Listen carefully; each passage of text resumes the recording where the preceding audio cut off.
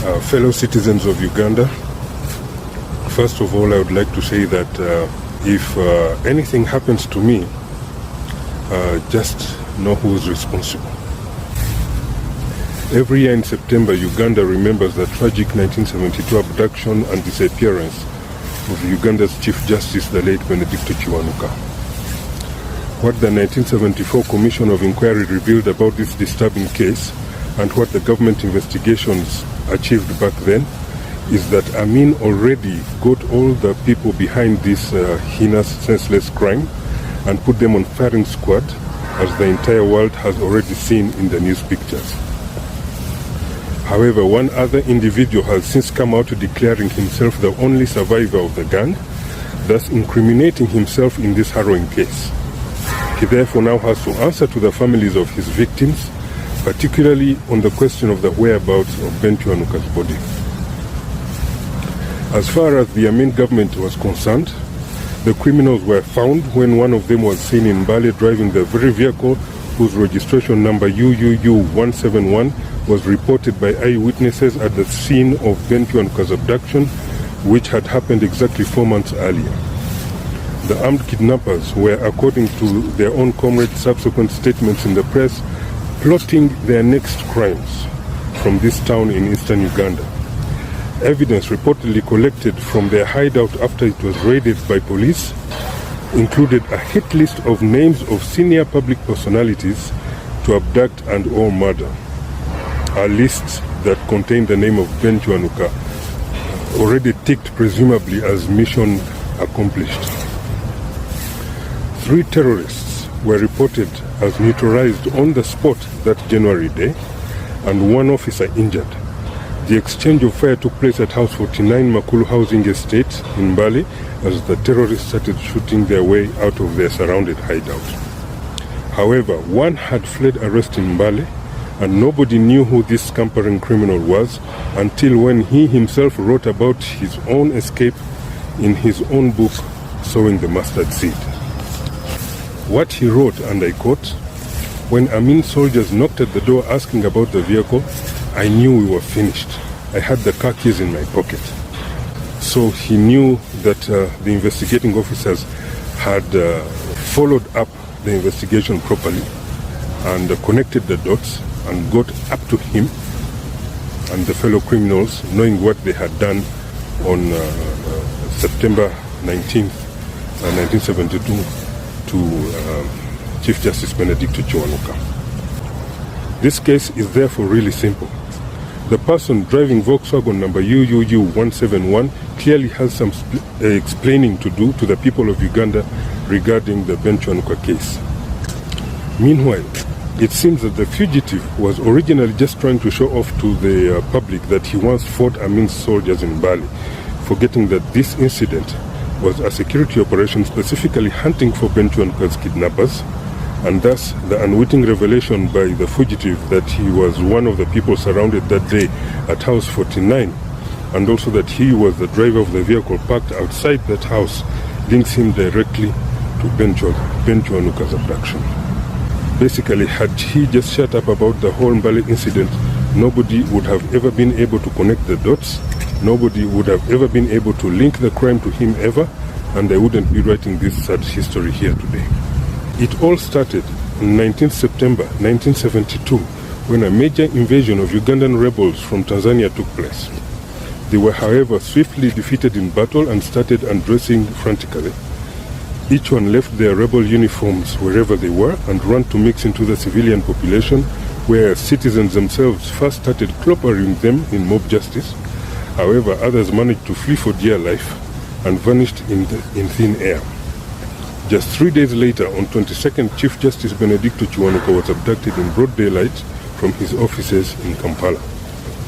In the 3 months following Ben Kiwanuka's abduction, at least 8 other senior personalities were also kidnapped and disappeared in exactly the same modus operandi, never to be seen alive again. These include Joseph Mubiru, Governor of Bank of Uganda, who was abducted just 1 week after Ben Kiwanuka, then followed by the kidnap of Frank Kalimuzo, Vice Chancellor of Makerere University, Minister John Kalema, Minister Basil Bataringaya, Haji Kasigwa, town treasurer of Jinja, Jolly Joe, who was a comedian and labor activist, and several others. May their souls rest in peace. But it all started with Ben Kiwanuka, Uganda's first ever indigenous prime minister, a legacy not diminished even by time. Many might have seen a picture of Captain Tom Masaba of the Uganda Army surrounded by his fellow soldiers before he was executed by firing squad in public on 10th February 1973. He is reportedly the person who gave the terrorists the vehicle whose number plate eyewitnesses had noted in the broad daylight abduction.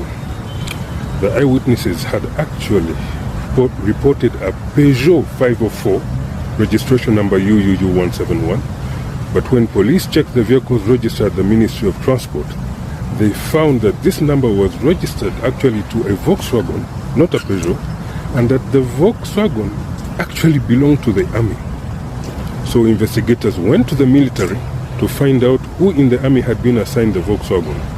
That's when Captain Tom Masaba was summoned as the person who was assigned the Volkswagen Beetle UUU171. A thorough interrogation then took place, and Captain Thomas Saba made all the revelations about the terrorist group he had been working with behind everyone's back, including how they had simply swapped the number plates of the two vehicles. Masaba also gave information about the whereabouts of the Volkswagen and the terrorists' hideout. Acting on this information extracted from Captain Tom Masaba, investigators mounted surveillance at House 49 Maluku Housing Estate. It is then that undercover agents saw the wanted Volkswagen arriving at the premises. Other terrorists were inside the premises already and about to have a meeting on their next operation. Police decided to knock at the door. Simultaneously, other raids took place which netted 12 terrorists alive, including the late James Karambuzi, all of them arrested on information obtained from Tom Masaba's interrogation. Evidence found at the scene corroborated Masaba's information, and more weapons were found as recently as 27th August 2018 by workers who were building a new house for Karambuzi's family on his home premises in Kavale, that is in southwestern Uganda. Police was called in to retrieve the now rusted cash. However, back in 1973, when asked if he had any last words, Captain Tom Masaba apologized for his crimes to all the Ugandans watching the firing squad that day. I have not written all of this lightly and have done so knowing that those who feel entitled to getting away with murder might be displeased. However, I have done this for the people of Uganda, for the victims, for their bereaved relatives, and for this country to start putting its difficult truths on the table.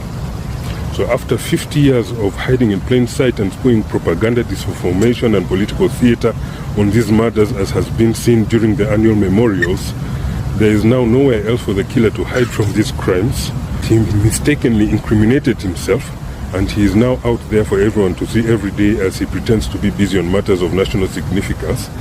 However, I urge him to first come clean and just apologize to the families of the deceased and tell them the whereabouts of the remains of all the hapless victims. In a TV interview during his 1980s Bush War, about a decade after these abductions and disappearances, rebel leader Yoweri Museveni stated, "At least Amin only targeted the elites, but Obote is just slaughtering everyone." They're very much worse than they were under Amin, because under Amin, first of all, Idi Amin was not killing people outside the intellectual class. He used to kill only the elite, elements from the elite. But he never touched the peasantry. But Obote is killing everybody. Museveni was at the time leading his infamous 5-year rebel war to topple the brutal tribalism of President Apollo Milton Obote, a conflict known to have left hundreds of thousands of innocent peasants dead, and both Obote and Museveni even decorating Uganda's roadsides with the skulls of their victims as the two fought each other for power after the Amin government. In all of this, we have to ask ourselves one simple mathematical question.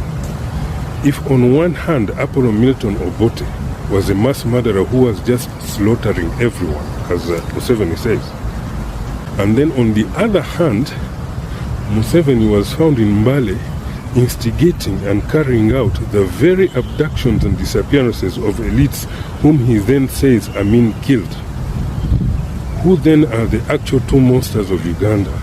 and who therefore is the upright leader who for decades has been wrongfully accused of murder. Furthermore, there is this unfathomable level of macabre where the self-confessing culprit of the murders of elites attends the annual memorials of the very elites he brutally murdered. Many would equate this to a killer symbolically dancing on the graves of his victims. Essentially, the cruelty of wanting to disturb the peace of the dead 50 years later and doing so in eerie somberness right in front of the victims' families and some Ben Kiwanuka betrayers.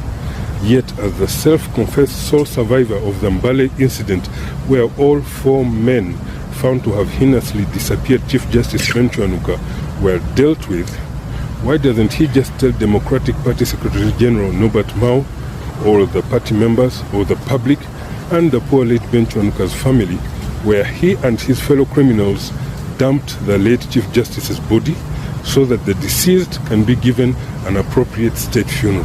In light of all this, I would like everyone to know that we, the Amin family, understand best anyone who has suffered immense mental trauma and harrowing emotional distress stemming from cruel disinformation waged against them with false and baseless accusations that are literally hurting innocent people and generating tremendous stigma, grotesque myths, ridicule, malice, demonization and propaganda against any innocent person.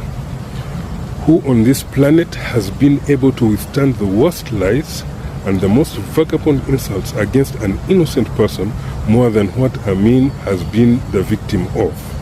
Yet he remained silent and not even responded to the deliberate, heinous disinformation orchestrated against him every single day for over 50 years and counting by angry, malicious, unapologetic killers and political charlatans who frantically try to dodge carrying responsibility for their own crimes.